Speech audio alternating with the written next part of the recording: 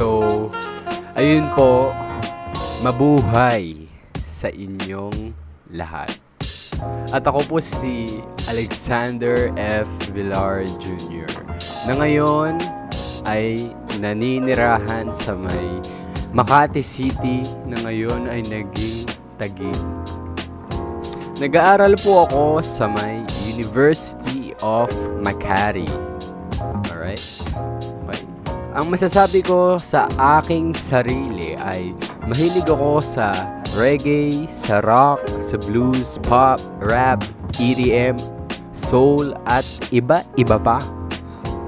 Ang aking paboritong kulay ay ang kulay ng beige at saka berde. Naglalaro din ako ng basketball, chess, billiards, tsaka badminton.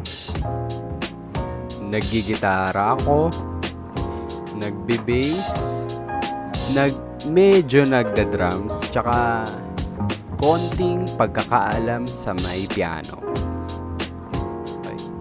Isa akong friendly tsaka socializer na tao. Okay? Tsaka ang masasabi ko sa aking sarili ay siguro ay na-hone talaga ang aking leadership and my teamwork skills in UMAC.